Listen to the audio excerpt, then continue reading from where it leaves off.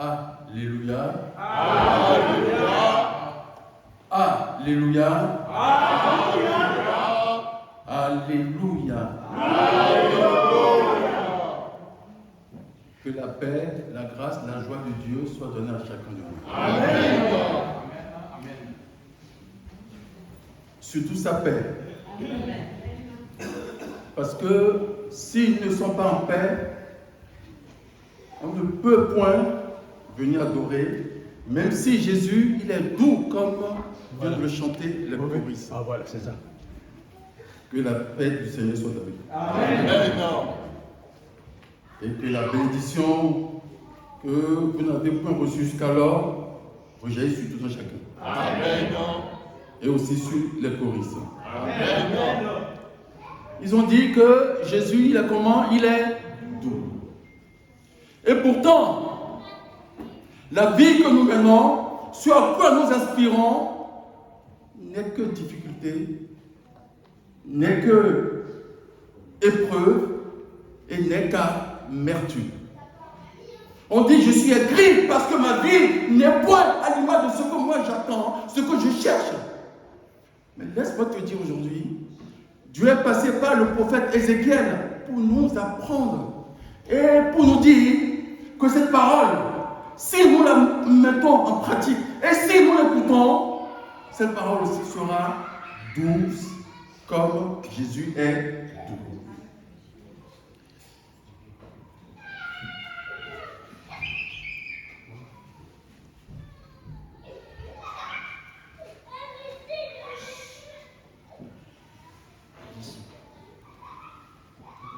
Nous remercions Dieu pour la Sainte Église venue des cieux, parce que il est important que nous comprenions ce pourquoi Dieu nous a appelés et ce à quoi nous sommes prédestinés. Il nous accorde donc beaucoup de sagesse. Amen. Il accorde cette même sagesse aux enfants, à la cellule qui s'occupe des enfants, afin que, par ce manque de temps et de disponibilité, que Dieu suscite beaucoup d'ouvriers dans sa maison, pour que l'école des enfants soit effective. Amen. Nous avons été à l'école des enfants. Quand les parents sont dans le temple, les enfants aussi sont dans une salle où on leur enseigne les rudiments de Dieu. Que Dieu nous permette de pouvoir mettre cela en pratique. Amen. Pour revenir aux deux thèmes du jour et surtout au thème,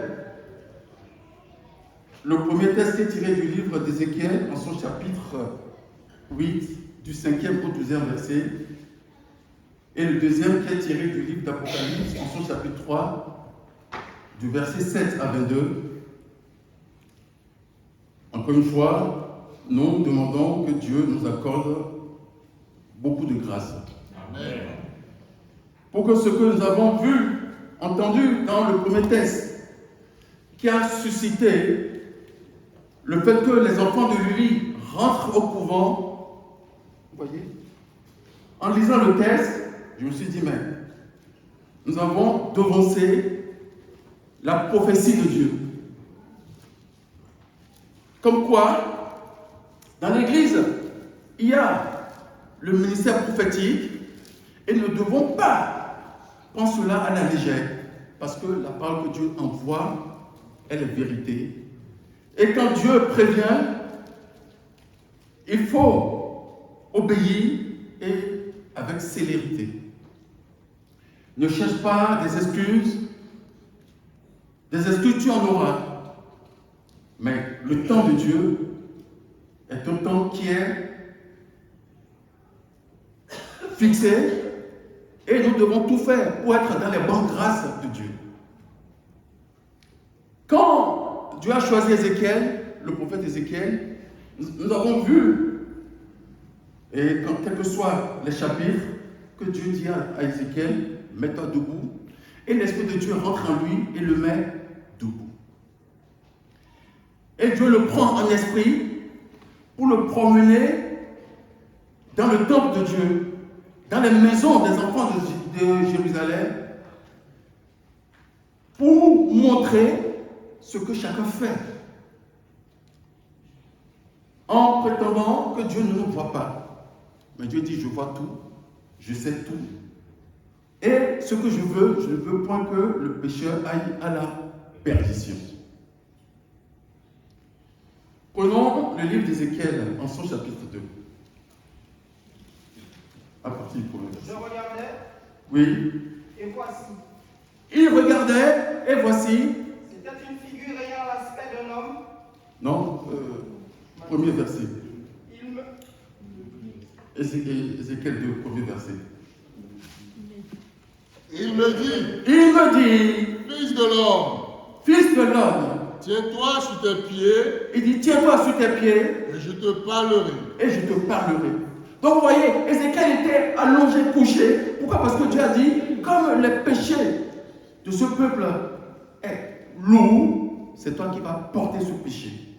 Et Ézéchiel s'est trouvé allongé. Mais l'Esprit de Dieu est rentré en lui pour lui dire, mets-toi debout, parce que je veux me servir de toi pour montrer ce que font les enfants, ce qui me déplaît fortement.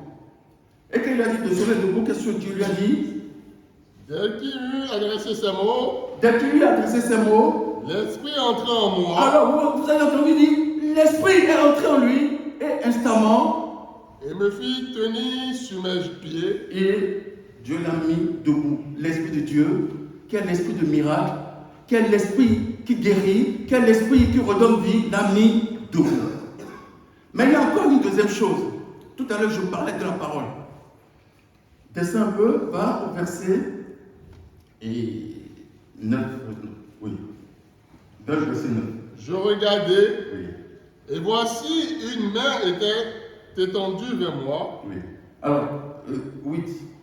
et elle tenait un livre en rouleau. Alors, donc quand Dieu l'a appelé, Dieu lui a dit, je vais t'envoyer, mais il dit non, mes lèvres sont impures, parce que nous savons que ceux qui viennent à toi doivent être sanctifiés. Mais Dieu dit non, ce n'est pas grave, je vais te sanctifier, et je vais te sanctifier par la parole. Mais en même temps, je vais te montrer ce que c'est que les gémissements, les lamentations, tout ce que ce peuple déverse au quotidien dans leurs prières, dans leurs vœux envers moi. Et Dieu a tout noté sur un parchemin. Il dit, toi maintenant qui es prophète que j'ai mis debout, voici, je vais te donner ce parchemin, tu vas le manger. Et quel sera l'effet que cela va produire sur toi? Lis maintenant. Il regardait, Il regarda, je regardais, oui, et voici une main était étendue vers moi, oui. et elle tenait un livre en rouleau. Donc les mains tenaient un parchemin, un livre en rouleau. Il le déploya devant moi, Il le déploya devant lui. et il était écrit en dedans Donc, voyez, et en dehors Il dit, il est écrit sur le rouleau, en dedans et en dehors. des lamentations, Vous avez entendu des lamentations, des plaintes des plaintes et des gémissements et des gémissements. qui étaient écrits. Donc, vous voyez, c'est tout ce que le peuple fait dans le secret. Et après, il vient devant l'autel de Dieu pour, vous voyez, des gémissements, des lamentations. Mais Dieu va mettre tout cela à nous. Et après, qu'est-ce qu'il dit? Continue. Il me Il me dit, fils de l'homme, fils de l'homme, mange ce qui il dit donc maintenant, mange ce rouleau. tu trouves, Oui, mange ce rouleau mange ce rouleau. et va. Il dit, Parle à la maison d'Israël. alors il dit, mange ce rouleau et parle. Mais vous savez, quand on dit que c'est écrit sur un rouleau, des lamentations, des plaintes, ça ne peut pas être doux, ça ne peut pas être gai, ça ne peut être qu'amer. La parole de Dieu, à travers les exhortations, les prophéties, c'est amer. Pourquoi? Parce que ça touche et on dit que c'est la vérité qui blesse. On dit certaines choses et ça déplaît fortement aux chrétiens célestes, à ceux qui viennent à Dieu ou à ceux qui prétendent être des juifs, comme le dit si bien le disait, il dit, ceux-là qui se disent quoi? Ils sont des juifs, mais ce sont des quoi? Ils sont dans des ouvriers du synagogue de Satan. Il dit, ceux-là, je vais les faire lécher la poussière au-devant de toi. Mais avant cela, il dit de faire quoi? De manger ce rouleau. Oui. Et quel a été l'effet? J'ouvris la bouche. J'ouvris la bouche. Et il me fit manger ce rouleau. Donc, vous voyez, il prend le rouleau de papier sur lequel sont écrites nos prières silencieuses, les plaintes, la jalousie, tout cela, il prend, il les roule, il donne maintenant au prophète qu'il a mis debout, il dit, mange cela. Alors, Il me dit, fils de l'homme, nourris ton ventre et remplis tes entrailles de ce rouleau Oui, il dit, remplis ses entrailles, tes entrailles de ce rouleau que je te donne. Je le mangeai. Alors donc, Ézéchiel, là maintenant, c'est purement spirituel, il prend ce rouleau, il met ça dans la bouche, et qu'est-ce que ça fait? Et il fut dans ma bouche, doux comme du miel. Il fut doux comme du miel. C'est pour cela que tout à l'heure, la chorale chantait quoi? Jésus est doux. Et j'ai rajouté que la parole de Dieu, elle est douce. Pourquoi est-ce qu'elle est douce? Prenons le livre de Psaume 119, à partir du 10e verset. Où est-il? Psaume 119, qu'est-ce qu'il dit? Je te cherche de tout mon cœur. Je te cherche de tout mon cœur. Ne me laisse pas égarer loin de tes commandements. Oui. Je serre ta parole dans mon cœur. Alors, donc voyez, il dit, je prends maintenant cette parole-là, que tu as mis dans ma bouche, cette parole qui sera prononcée, et je fais quoi avec? Afin de ne pas pécher. Il dit, je la serre contre. Reprends ce passage. Il dit, je prends la parole de Dieu. Je serre la parole dans mon cœur. Il dit, je la serre dans mon cœur. Afin de ne pas pécher contre toi. Afin de ne pas pécher contre toi. Quand maintenant Dieu a mis Ézéchiel debout, qu'est-ce qu'il lui a dit dans le premier texte? Quand l'Esprit est venu pour prendre Ézéchiel, quelle est la vision du temple de Dieu que Dieu a montré à Ézéchiel le prophète? Parce qu'il a pris en esprit. Parce que même tu n'es pas obligé d'être présent. Mais sache que quand tu es dans ce ministère prophétique, l'Esprit de Dieu vient te prendre et t'amène là où on est en train de parler mal de toi. Là où on est en train de dire des choses sur toi. Là où les hommes sont en train de faire des abominations dans la maison de Dieu, dans les assemblées. Et tout cela est une abomination devant Dieu.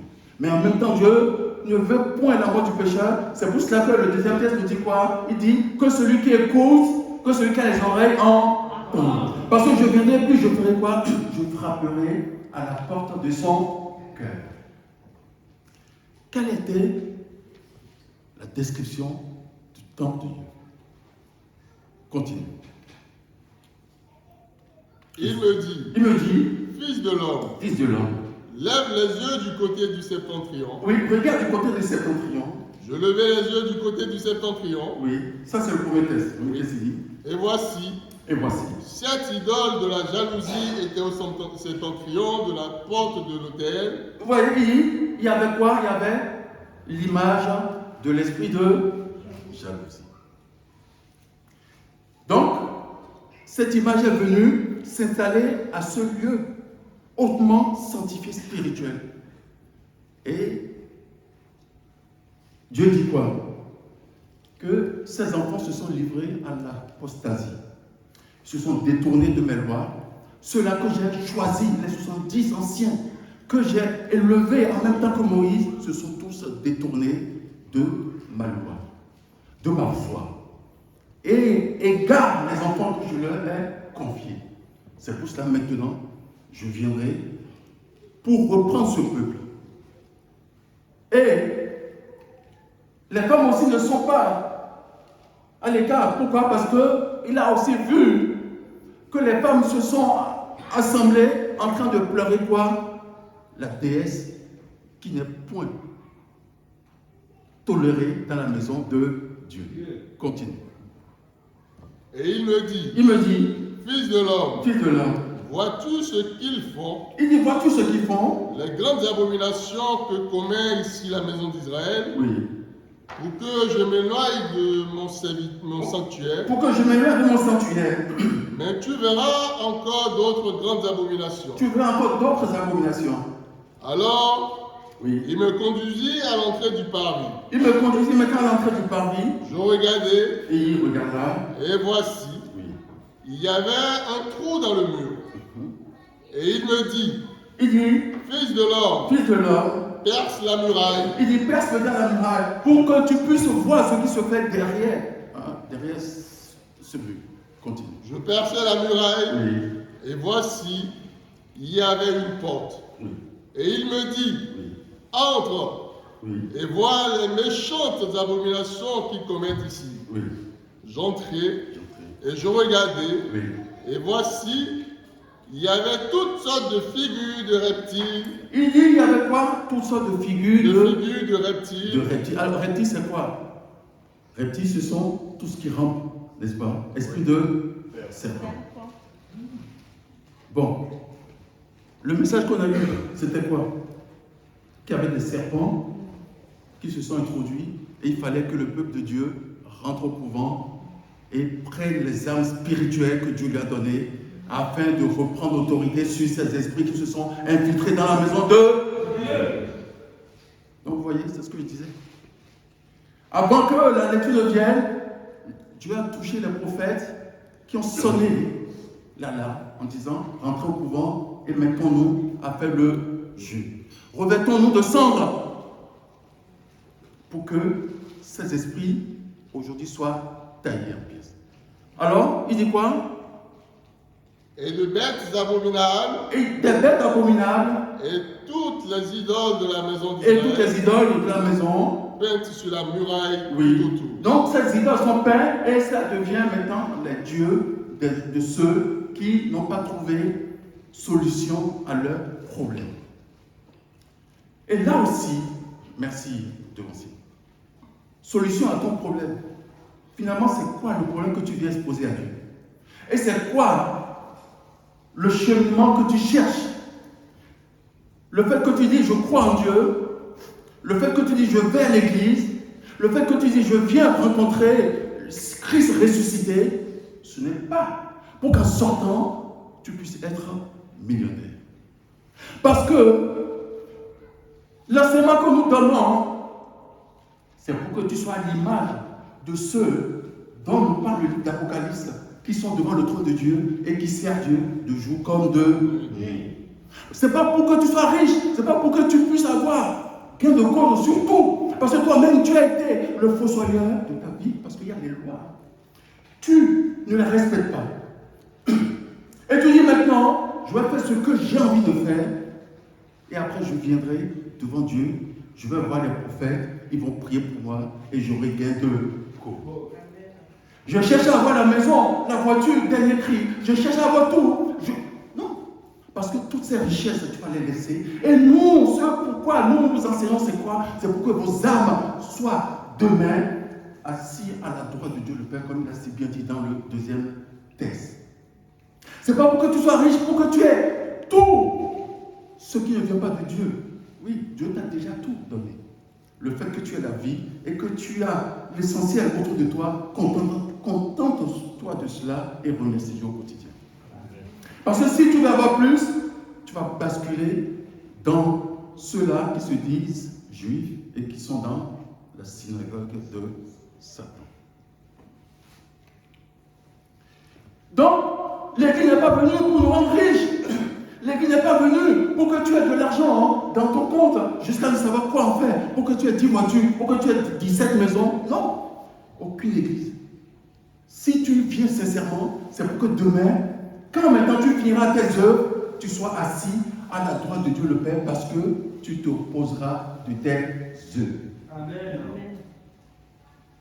C'est ça, le mystère essentiel de l'Église.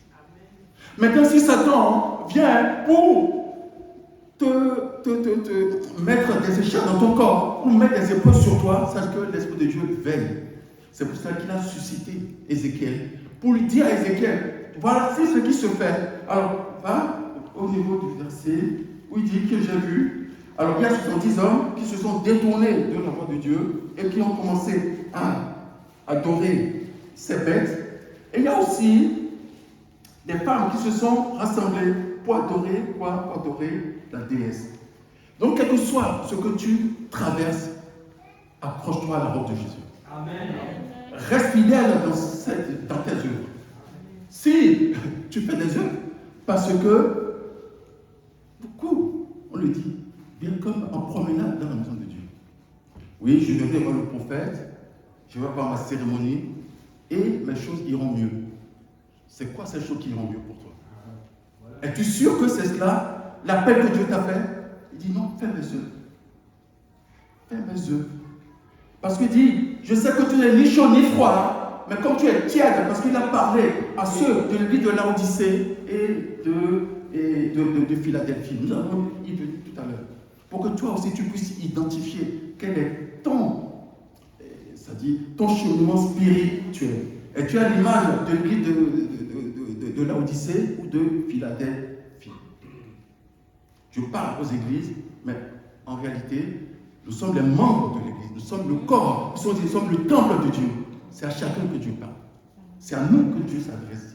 Parce qu'on va dire, oui, l'église, c'est la paroisse qui est là-bas, là. Ah oui, ils sont comme ça. Non, c'est pas la paroisse. C'est nous, c'est toi, c'est moi. L'église qui est en toi, est-ce qu'elle est heureuse? Est-ce qu'elle est pure? Est-ce qu'elle est sincère? Est-ce qu'elle est sincère envers toi-même? Parce que tu dis, je vais faire l'œuvre de Dieu tout seul. Tu ne peux pas le faire tout seul. Il faut que tu sois dans cet esprit d'accueillir, de soutenir, de supporter et de ne pas jalouser. Puisque c'est ça qui a mis Dieu hors de lui. Il dit non, il a vu quoi? Donc continue la parole de Dieu. Va au verset 11, oui. Qu'est-ce qu'il dit? 70 hommes des anciens de la maison d'Israël, au milieu desquels était alors, Jania, qui était celui qui a lu les lois de Dieu à l'époque de Josué. Il a lu, donc c'est pour dire que les anciens, mais se sont détournés. Aujourd'hui, on le voit sur les réseaux. Après, on dit oui, tel pasteur, il était comme ça, machin, bidule. Excusez-moi des termes, ça ne se dit pas dans une prédication. Mais après, on découvre l'envers du décor. Et on se rend compte que ce sont des alliances avec des entités négatives qui nous permettent d'avoir du monde pour pouvoir les aspirer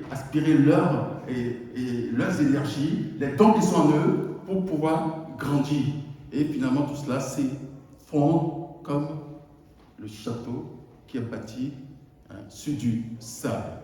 Bâtissons notre foi sur le rocher. Amen. Moi, j'ai bâti sur le rocher. Et quand viendra la tempête, ma maison résistera. Ma maison est en Jésus.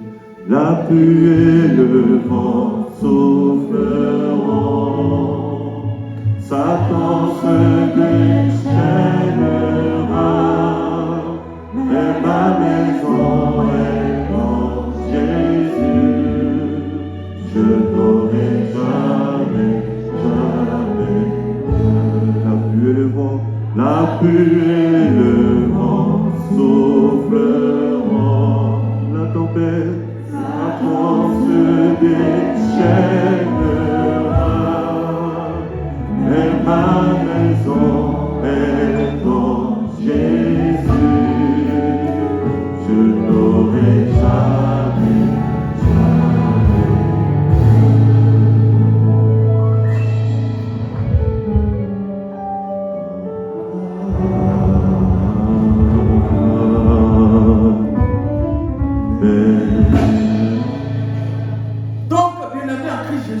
Bâtis ta foi sur le rocher d'Israël qui est notre Seigneur Jésus-Christ. La tempête se lèvera, mais ta maison ne s'ébranlera jamais. Parce que c'est en Christ. Et maintenant, quand il a mangé le rouleau, c'est devenu doux. Donc la parole de Dieu, c'est l'effet que cela va faire sur nous. Quand maintenant tu reçois la parole de Dieu et que cela excite encore en toi la jalousie, la haine et la méchanceté, ça veut dire que la transformation intérieure, elle n'est pas parfaite. Et moi, je ne peux pas le faire à ta place.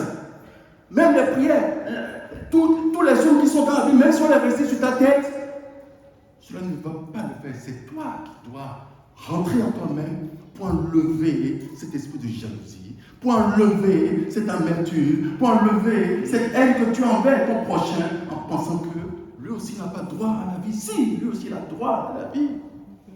Parce que Dieu aussi l'a créé à son image, comme il t'a aussi créé. Mais ce que nous rappelons, c'est que quand tu es enfant de Dieu, quand tu es serviteur de Dieu, il y a des lois de l'Église. Il faut que tu les respectes. Il y a les codes de l'Église. Il faut que tu les respectes. Vous voyez? On dit les officiants, ils viennent dormir. Parce que quand on dit officiant, non, on s'arrête aux conducteurs et aux prédicateurs. Mais en principe, même ceux qui lisent les lectures doivent venir dormir sur la paroisse pour être sanctifiés. Parce que quand la lecture que tu fais, elle n'impacte pas, c'est un péché devant Dieu. Parce que là, tout à l'heure, j'ai entendu une lecture, mais je ne comprenais, moi, je ne comprenais pas. C'est important. Parce que, et puis ça, je ne peux pas. Vous voyez, c'est là qu'on le dit. Il faut que nous puissions nous donner encore plus dans l'œuvre. Parce que Dieu dit dans le deuxième texte, je connais que tu crois que tu es fort. Il dit, tu n'es ni chaud ni froid. Moi aussi, j'aurai les mêmes températures envers toi. Oui. Donc, alors, il y a le constat. Le constat du temple de Dieu. Et Dieu dit, rentrez au couvent. Mais beaucoup ne sont pas venus. Pourquoi? Parce que pour eux,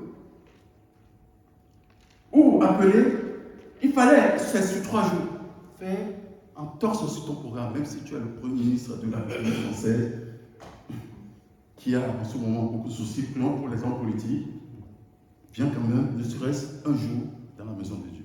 Amen. Il y a un sacristain qui est venu dormir en disant, moi je n'ai pas pu, mais je viens quand même rattraper en dormant dans la maison d'hier à ce matin. Il y a des prophètes qui ne sont pas venus. Il y a des moments qui ne sont pas venus. Ce n'est pas le procès, mais c'est pour nous dire que quand Dieu lance un message, il faut. Parce qu'il y a le cantique qui dit, le Saint-Père ordonne du ciel que tout le monde soit dans la crainte. Car Église céleste, et ceux qui sanctifiera de rose, la sorcellerie lui tombera sous l'effet de sa grande puissance. Et ses anges sont dans la joie, c'est la dernière baptiste de Dieu. Alléluia, aux œuvres des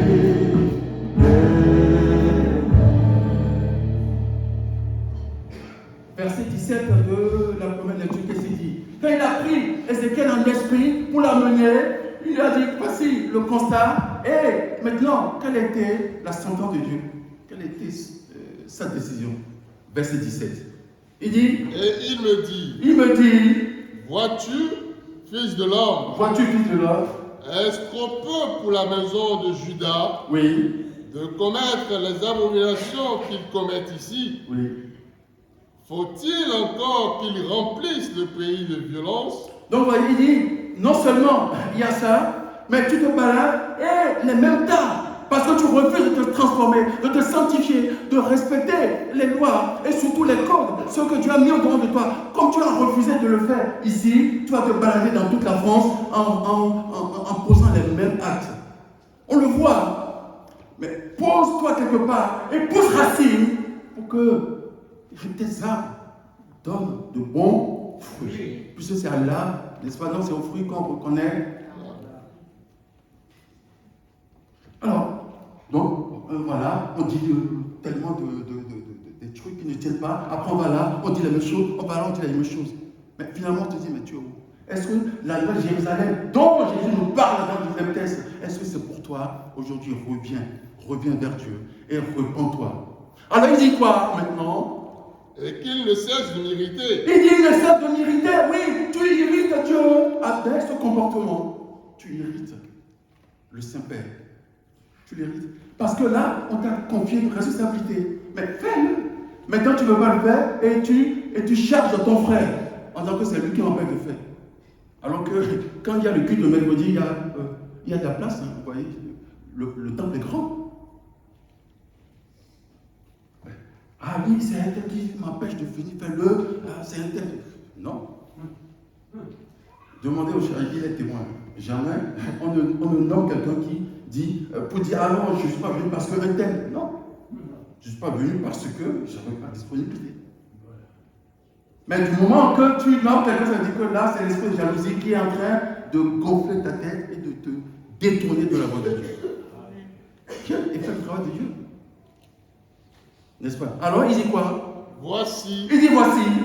Ils approchent le rameau de leur nez. Maintenant, ils ont pris le rameau, non seulement le rameau qui est signe de victoire, ils ont mis ça dans, ils ont pris ça de leur nez. Continue. Et moi aussi. Il dit moi aussi. J'agirai avec fureur. Vous voyez, Dieu dit qu'il agit avec fureur. Ça ne sera pas pour nous parce que nous avons fait le couvent. Continue. Mon œil sera sans pitié et je n'aurai point de miséricorde.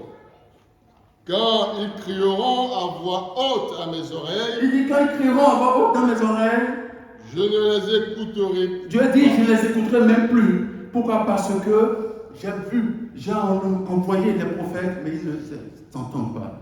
Sachez que l'esprit de prophète, le ministère prophétique, c'est un ministère puissant. Et l'église du chrétien céleste est venue pour marcher aussi avec la prophétie. Parce que tout, en fait, les cantiques révélés, quand on les chante, qui sont sortis par prophétie, on se rend compte que comment se fait-il que c'est aussi puissant. Et on voit la différence entre les cantiques révélés que les cantiques composés. Pourquoi? Parce que c'est le Saint-Père lui-même qui donne le message pour faire parler, comme il le dit à Ézéchiel. Là, il a dit prophétise, prophétise, prophétise, et voici ce qui se passe. Continue. Alors après, qu'est-ce qu'il dit? C'est fini. Ah, c'est fini. Donc il dit, lui-même il sera dur avec ce peuple. Mais nous savons que Dieu, même s'il a dit qu'il est dur, il est celui qui redonne vie. Amen. Avant de passer au deuxième texte, nous allons lire un peu du ministère d'Ézéchiel qui est important. Prenons le livre d'Ézéchiel 37. Parce que quand Dieu fait le constat que beaucoup d'âmes meurent et qui meurent injustement, Dieu les ramène à la vie pour les remettre dans le circuit de l'œuvre spirituelle, pour leur redonner la chance de travailler pour pouvoir accéder à son royaume. Ézéchiel 37. La main de l'Éternel fut sur moi. Oui. Alors encore une fois, vous voyez, la main de Dieu est sur Ézéchiel. C'est pour cela que le livre de 1 Corinthiens 12, je crois, il dit d'aspirer au don spirituel, mais surtout au don de la prophétie. Parce que quand tu parles, quand tu prophétises, ce n'est pas toi qui parles, mais c'est Dieu qui parle. Mais ce n'est pas la prophétie de cuisine. Hein. Non, parce qu'il faut faire la différence entre la prophétie de cuisine, des vestiaires, et la prophétie dans le temple de Dieu. Et l'Éternel me transporta à l'esprit. Donc vous voyez, Dieu l'a amené dans un endroit où il n'y avait que des ossements, qu'on appelle vallée. Continue. Et me déposa dans le milieu d'une vallée remplie d'ossements. Donc les vallées remplies d'ossements de ceux-là qui n'ont pas eu la grâce et la chance que nous avons de connaître Dieu avant de trépasser. Alors, il fait quoi? Il me fit passer auprès d'eux. Alors, il me fit passer auprès de ces ossements. Donc, quelle que soit la maladie, quel que soit ce que tu as aujourd'hui, sache que la prophétie d'Ézéchiel va souffler sur toi. Amen. Et tu reprendras vie. Alors, qu'est-ce qu'il dit? Tout autour. Il dit tout autour. Et voici. Ils étaient fort nombreux. Ils étaient fort nombreux, les ossements. À la surface de la vallée. À la surface de la vallée. Et ils étaient complètement secs. Ils étaient secs. C'est pour cela que le psaume 23 dit quoi? Quand je marcherai dans l'ombre de la vallée de la mort, tu seras avec. Donc, ils étaient secs. Les ossements étaient secs. Parce que tant que tu n'as pas connu l'Église, pour le servir en esprit, en vérité, pour pouvoir hériter son royaume, Dieu te redonne encore la chance. Comme il a redonné à ses ossements. Et qu'est-ce qu'il a dit après? Il me dit. Alors vous allez voir comment est-ce que ceux qui sont morts reprennent vie. Les ossements, ceux qui ont été injustement condamnés et qui n'ont pas pu eu la chance de connaître Dieu, Dieu leur redonne cet esprit rédempteur. Continue. Fils de l'homme. Il dit fils de l'homme maintenant. Regardez le travail du prophète. Écoutez, il dit. Ces eaux pourront-ils revivre? Il pose la question, fils de l'homme, est-ce que ces eaux pourront revivre? Il te dit, toi prophète de lui, est-ce que, quelles que soient les situations qu'on t'a amenées, est-ce que cet homme-là va marcher? Est-ce que cet homme va pouvoir voir? Mais il faut que toi-même, tu es l'enfant en disant oui, il va voir, oui, il va marcher, oui, il va être sauvé. Ceux qui sont dans le coma et pour qui on dit oui, oh là, mon fils est mort, on dit non. Est-ce qu'il va vivre? Tu dis oui, il va vivre et tu pries et les personnes sortent du coma. Amen. Même ça devient un miracle, même pour les médecins. Je vais vous raconter une anecdote. Il y a quelqu'un qui est tombé sur son lieu de travail en Guadeloupe. Tombé en 10 000 morceaux. Bon, il n'était pas décédé, mais un état lamentable. On l'a mis au couvent. Et non, pas au couvent, oui, c'est aussi le couvent spirituel. Ils l'ont mis dans le coma. Je peux vous assurer que tout le monde était désespéré et la famille commençait déjà à préparer les obsèques de ce monsieur. Donc on a appelé l'église. On a prié pour ce monsieur. Il est sorti du coma. Alors que le corps sentait déjà. Oui. Et quand son fils est parti voir, ils étaient obligés d'amener le fils voir les psychologues parce qu'il était dans un état désespéré. Et Dieu l'a sorti du coma. Donc comme à Dieu, tout est possible, toi aussi qui es le serviteur de Dieu, il faut que tu puisses marcher avec cette foi et cette conviction. Amen. Rien n'est impossible à Dieu. Amen. Alors, il posa quand même la question à Ézéchiel. Il dit quoi? Fils de l'homme. Fils de l'homme. Ces os pourront-ils revivre? Ces os pourront-ils revivre? Est-ce que ces personnes pourront encore concevoir? Est-ce que cette personne pourra encore marcher? Continue. Je répondis, Seigneur éternel, tu le sais. Il me dit, prophétise sur ces eaux. Alors donc maintenant Dieu dit à Ézéchiel de prophétiser sur ces eaux qui sont quand même des eaux desséchées et vous allez voir le miracle qui va se produire.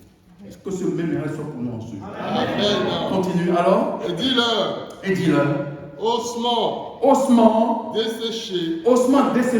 Écoutez la parole de l'Éternel. Donc vous voyez, même la parole de Dieu a été donnée à ces eaux qui sont desséchées. Quel que soit là où on va t'envoyer pour faire l'œuvre de Dieu, vas-y et annonce la parole de Dieu. Quand on te dit non, va dans cette famille, ah non, ma famille est trop dure, trop compliquée, il ne croit pas en Dieu. S'il croit en Dieu, même quand on va te dire va dans les chefferies, parce que nous avons été dans les chefferies pour annoncer la parole de Dieu.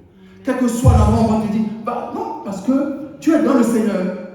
Pourquoi tu peux pas dire oui, parce qu'il n'a pas prié. Vous voyez, c'est nous-mêmes qui rabaissons Dieu. Que Dieu ait pitié de nous. Amen. Marchons avec conviction et en beauté de vie. Amen. Alors, il dit, prophétise sur ces eaux. Donc maintenant, quel que soit ce que tu as comme maladie, sache que cela est pour toi. Il dit, vas-y. Ainsi parle le Seigneur. Ainsi parle l'Éternel. L'Éternel. Oui. Voici. Je vais faire entrer en vous un esprit. Alors, donc, voyez, Dieu dit qu'il va faire entrer en nous un esprit. Et vous vivrez. Et nous allons faire quoi? Vivre. Je vous donnerai des nerfs. Je ferai croître sur vous de la chair. Je vous couvrirai de peau. Donc là, on dit c'est un cas désespéré. Il n'y avait plus rien à entendre de lui. Dieu fait son miracle. Amen. Et c'est lui qui a toujours le dernier mot. Amen. Il faut que tu le saches. Et que tu marches avec cela. Amen. Donc, voyons, on dit sur les ossements où il n'y avait plus rien. Donc, il n'y avait plus d'espoir. Dieu a dit quoi? Prophétise maintenant. Alors, continue. Je mettrai en vous un esprit. Il dit, je mettrai en vous un esprit. Et vous vivrez. Amen. Et vous saurez que je suis l'Éternel. Oui.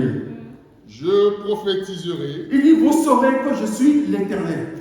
Je suis l'Éternel Dieu. Ne crains jamais le monde.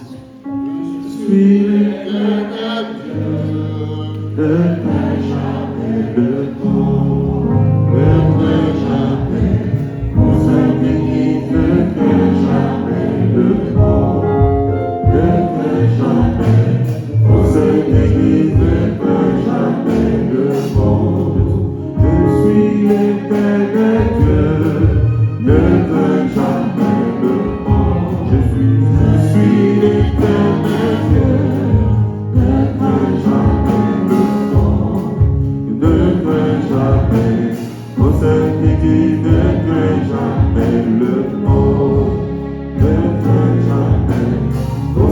l'Église ne fait jamais le mort. Alors, qu'est-ce qu'ils ont fait? Qu'est-ce qu'il a fait, Ézéchiel? Je prophétiserai selon l'ordre que j'avais reçu. Alors, donc, il prophétisa selon l'ordre qu'il a reçu. Et comme je prophétisais, Alors, donc, voyez, donc maintenant, c'est ça que toi, tu dois faire. Enfant de l'église du Christ céleste, parce que Dieu t'a choisi, dit, enfant du Christ céleste, c'est l'église venue des cieux. Vous voyez, donc on ne va pas chanter pour aller. Enfant du Christ céleste, oui. Il dit, tu n'as point à craindre quoi que ce soit. Et il dit, prophétise. Donc, il commença à prophétiser. Qu'est-ce qui s'est passé?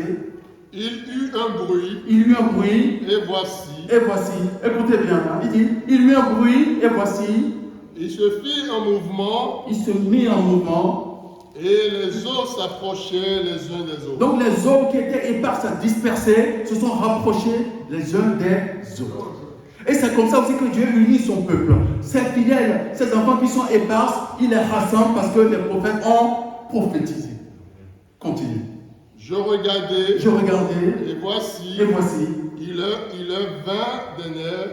des nerfs, la chair crue, et la peau les couvrit par-dessus. Donc, vous voyez, la peau vient sur ces chairs. Là où tu es desséché, c'est que Dieu va te redonner la vie. Amen. Continue. Mais il n'y avait point en eux d'esprit. Oui. Il me dit. Et maintenant, l'ultime grâce, c'est quoi? Prophétise. Il dit prophétise. Et parle à l'esprit. Oui. Prophétise, fils de l'homme. Il dit prophétise et parle à l'esprit. Donc Dieu donne cette possibilité, cette capacité à l'homme de prophétiser et de parler à l'esprit. Et dès que Dieu lui a donné ce code, qu'est-ce qu'il a fait? Esprit vint des quatre vents. Donc vous voyez, il dit esprit des quatre vents. Souffle sur ses morts. Souffle maintenant sur ses morts. Donc vous voyez, esprit des quatre vents. Donc ce sont des choses qu'il faut dire et savoir. Maintenant vous le savez. Quels que soient les cas qu'on va t'amener, quelles que soient les situations, il faut que tu invoques l'esprit des quatre vents. Continue. Et qu'il revienne. Je prophétisais selon l'ordre qui m'avait été donné. Et l'esprit entra en eux. Et vous voyez, donc dès qu'il a dit cela, l'esprit est entré en eux. Et il reprit vie. Et il se tint sur le pied. C'était une armée nombreuse. Très nombreuse. Que cette armée débarque à lui la grâce. Amen. Pour que ce soit aussi un signe de miracle à nos yeux. Amen. Alors, quand Dieu a parlé à Ézéchiel, il a dit, voici ce qu'ils font, mais en même temps, je les ai fait revivre pour qu'ils puissent maintenant servir comme Christ est venu me servir. Et c'est pour cela qu'il parle dans le deuxième texte en disant, parle à l'église de Laodicée, de Philadelphie plutôt, en premier. Et Apocalypse 3, 7, qu'est-ce qu'il dit? Écrit à l'ange de l'église de Philadelphie. Oui, Philadelphie, oui, en premier. Voici ce que dit le Saint. Donc maintenant, il déroule, il dit voici ce que dit le Saint. Le véritable. Maintenant, quand tu sais tout cela, lui vient vers toi. Parce qu'il a quoi? Il a la clé. La clé qui ouvre et que personne ne peut fermer. Il te donne cette clé. Il te dit, maintenant je te donne libre accès à ce royaume pour que tu sois quoi? Vêtu de robe blanche. Parce que, alors continue. Qu'est-ce qu'il dit? Celui qui a la clé de David. Celui qui a la clé de David. Celui qui ouvre. Oui. Et personne ne fermera. Et que personne ne fermera. Celui qui ferme. Oui. Et personne n'ouvrira. Donc sachez qu'aujourd'hui tu as cette clé. Et maintenant quand tu vas dire je ferme au nom de Jésus, sache que ça sera ainsi. Amen. Mais il faut que tu aies cette foi. Il faut que tu aies cette foi. Parce que si tu ne l'as pas, oui, nous on t'apporte l'enseignement, mais le reste c'est en toi. La métamorphose doit être en toi. Parce que dans le premier temps, quand Dieu a appelé Ézéchiel, il dit, regarde le rouleau, il dit, mange. Mais il dit, c'était rempli d'amertume, de lamentation, de jalousie, de toutes sortes de choses. Mais il a quand même bu, il a mangé.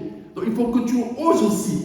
Oser c'est quoi? C'est te donner à Christ en disant, Christ, me voici, je suis pour toi.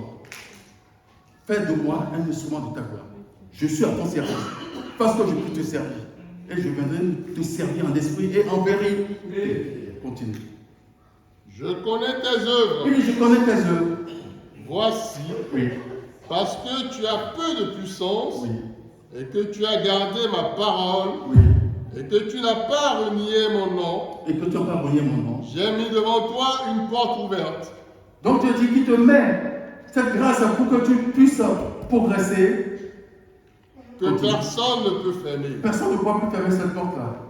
Voici, Voici. je te donne de ceux de la synagogue de Satan. Donc voyez, ceux-là qui se sont ligués contre toi, qu'est-ce que Dieu dit? Qui se disent juifs Oui. et ne le sont pas, Oui. mais qui mentent. Qui mentent. Voici, Les gars des affaires, les marabouts, tous ceux-là qui te promettent mon c'est pas en disant oui, il suffit que tu donnes de l'argent, je vais te faire ci, je te fais ça. Dieu dit non. Parce qu'ils vont, non seulement le peu que tu as, et que tu dois acheter des offrandes agréables à Dieu pour venir le remercier de la vie qu'il te donne, tu donnes ça à ceux-là. Eux, c'est quoi? C'est le ventre. Mais quand tu viens dans la maison de Dieu pour le remercier, c'est pour que ton nom soit encore écrit. Parce que des fois, les noms sont écrits au crayon. Mais après, ça passe en stylo. Mais stylo est effaçable. Mais aujourd'hui, qu'est-ce qu'il dit? Continue. je les fais venir, Il dit, je l'ai fait venir. se prosterner à tes pieds, Oui, se poser à tes pieds. et connaître que je t'ai aimé. Et oui. Parce que tu as gardé la parole de Parce la que tu as gardé ma parole, persévérance oui, en moi. en toi. Je te garderai aussi à l'heure de la tentation Oui. qui va venir sur le monde Oui. entier pour éprouver les habitants de la terre. Oui. Je viens bientôt. Il dit, je viens bientôt. Retiens ce que tu as, Retiens ce que tu as. afin que personne ne prenne ta Que personne couronne. ne prenne ta couronne. Celui qui craindra, Alors, il dit, celui qui viendra. je ferai de lui Oui. une colonne dans le temple de mon Dieu. Donc, voyez, il dit qu'il fera de toi une colonne dans le temple de son Père. Et il n'en sortira Et plus. tu n'en sortiras plus. J'écrirai sur lui Voilà, il dit, il écrira sur toi. le nom de mon Dieu. Donc, voyez, ce nom ne sera plus écrit. Ton nom ne sera plus écrit en crayon papier qui sera effaçable. Mais cela sera écrit par le sang du Christ lui-même. C'est un sceau éternel. Et il fera quoi? Et le nom de la ville de mon Dieu, Et le nom de la vie de mon Dieu, de la nouvelle de cette Jérusalem, nouvelle église, de cette nouvelle Jérusalem, de cette nouvelle église qui est venue en 47 pour sauver le monde et qui, malgré les oppositions, a semé partout dans le monde. Que Dieu fortifie l'église que c'est Amen. Qui bénit tous les serviteurs. Amen. Qui bénit toutes les mamans. Amen. Qui bénit tous ceux qui sont fidèles dans l'œuvre. Amen. L'œuvre n'est pas facile. Nous voyons l'effort des uns des autres. Nous savons que ce sont les mêmes qui sont toujours dedans. Et les autres sont en train de regarder. Mais ne te trompe pas. Travaille. Amen. Travaille. Parce que si tu n'apportes pas aussi ta pierre à l'édifice, quand maintenant le moment viendra avec eux, le nom sera comme à l'image de ce que Dieu vient de décrire. Continue. que celui qui a des oreilles entende Que celui qui a des oreilles entende. ce que l'Esprit dit aux églises. Merci. Maintenant, après, à ceux de Sardes, qu'est-ce qu'il dit rapidement? Continue. Écrit à l'ange de l'église de Laodicée. Oui, on avait lu Philadelphie, mais maintenant c'est Laodicée, plutôt, oui. Qu'est-ce qu'il dit? Il dit, Voici ce que dit l'Amen, il dit, voici ce que dit l'Amen. Ça c'est important, oui. le témoin fidèle et véritable, Oui. le commencement de la Jésus. création de Dieu. Oui. Je connais tes œuvres. Il dit, je connais, donc tu ne peux pas me tromper. Tu ne peux pas. Voyez, c'est pour cela que toi qui es infatigable dans l'œuvre, reste infatigable. Parce que demain, personne ne pourra revendiquer ce que tu as fait. Parce que, vous savez, on est tous obligés de semer quelque chose. Il faut que tu sèmes. Et tu vas récolter ce que tu sais. Tu ne vas pas dire, j'attends le bon temps pour ce. Non, sème au quotidien, sème tous les jours. Pour récolter les bonnes œuvres. Donc sème la bonne chose. Continue. Je sais que tu n'es ni froid ni Oui. bouillant. Oui. Puisses-tu être froid ou bouillant? Oui. Ainsi, parce que tu es tiède Oui. et que tu n'es ni froid ni bouillant, Oui. je te vomirai de ma bouche. Que cela ne soit pas pour nous. Amen. Il faut qu'on soit chaud dans l'œuvre. Être chaud, c'est quoi? Quand il y a des choses, il faut que tu viennes. Vous voyez, bon, voilà, on va dire, oui, Jésus se plaint. Non, c'est que nous voulons que demain, nous serons tous dans le royaume de Dieu. Parce que si nous ne vous donnons pas ces enseignements, que nous ne martelons pas cela, vous allez penser que ça se fait par... tu peux comment ça s'appelle, dire à quelqu'un d'autre de le faire à ta place. Non, c'est toi qui dois faire. Tu dois faire. Tu as pris la cendre, tu as pris l'onction, tu t'es battu. On a dit non, on ne peut pas te donner ça. Tu dis non, si, parce que je suis là depuis des années. Donnez-moi ça, donnez-moi suprême, supérieur. On te donne maintenant, tu disparais. Alors, je ne vais pas parler des moments. Vous voyez, c'est pareil, que ce soit homme ou femme. Ce n'est pas l'envie, mais il faut aussi la volonté. Maintenant, quand tu l'as, tu vas voir que Satan viendra mettre des difficultés au-devant de toi exprès pour montrer à Dieu que oui, tu n'es pas prêt. Mais toi, maintenant, comme Ézéchiel, il faut montrer que tu es prêt. Ah, ce ministère, il est trop lourd pour moi. La chorale, ils sont d'ici, ils sont ici, les prophètes. Si, il y a 10 000 raisons, mais il faut que tu t'accroches. Que Dieu nous fortifie. Amen. Alors, pour terminer, continue. Parce que tu dis, je suis riche. Il dit, oui, je suis riche. Je me suis enrichi et je n'ai besoin de rien. Et parce que tu ne sais pas que tu es malheureux, misérable, pauvre, aveugle et nu, je te conseille d'acheter de moi de l'or éprouvé par le feu, afin que tu deviennes riche. Afin que tu deviennes riche dans le Seigneur. Continue. Et des vêtements blancs. Et maintenant que tu as t'acheter des tissus blancs pour te coudre la soutane, que ceux qui sont en soutane aujourd'hui soient bénis. Amen. Ceux qui venaient en civil et qu'aujourd'hui ils ont revêtu la soutane blanche, qu'ils soient bénis. Amen. Vous voyez, parce qu'ils ne se sont pas trompés. Et ils ont dit oui, j'ai compris que c'est cette soutane qui va m'apporter là. Je vais m'entrer dans l'immortalité. Et c'est écrit là. Il dit quoi? Afin que tu sois vêtu. Afin que tu sois vêtu. Et que la honte de ta nudité ne paraisse pas. Alors que je mettais des caracos, je mettais des robes, je mettais des manteaux, je mettais des chapeaux, mais finalement, tout ce que tu mets, tu es nu devant Dieu. Il n'y a que la soutane qui va te couvrir. Revêt-toi de ta soutane et tu verras la gloire de Dieu sur toi. Amen. Pour terminer, merci maman. Nous allons prendre le livre de Romains 12 à partir du verset 9. Qu'est-ce qu'il nous dit et qu'est-ce qu'il attend de nous? Pour terminer. Que la charité soit. Il dit que l'amour soit sans hypocrisie. Que l'amour soit sans hypocrisie. Ayez le mal en horreur. Et il faut que nous ayons fondamentalement le mal en horreur. Attachez-vous fortement au bien. Et que nous nous attachons au bien. Par amour fraternel. Par amour fraternel. Soyez pleins d'affection les uns pour les autres. Vous voyez, il dit soyons pleins d'affection les uns pour les autres. Par honneur. Par honneur. Usez de prévenance réciproque. Alors, donc il faut que cela soit réciproque.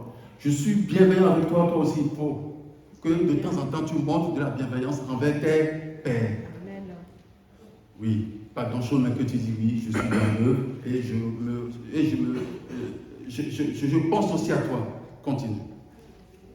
Oui. Ayez du zèle et voilà. De la paresse. Il dit, donc voyez, il dit ayez du zèle et non de la paresse. Continue. Soyez fervents d'esprit. Et il dit quoi? Surtout, soyons quoi? Fervents d'esprit. Donc il faut que ton esprit soit ferme. Ferme. Comme l'esprit d'Ézéchiel. Servez le Seigneur. Servez le Seigneur. Réjouissez-vous en espérance. Réjouissez-vous en espérance. Soyez patients dans l'affliction. Soyons patients dans l'affliction. Persévérez dans la prière. Persévérons dans la prière. Pourvoyez aux besoins des saints. Merci, que Dieu soit avec toi. Amen. Soyons patients. Amen. Soyons patients. Amen. Soyons patients. Amen. Au nom de Jésus. Amen.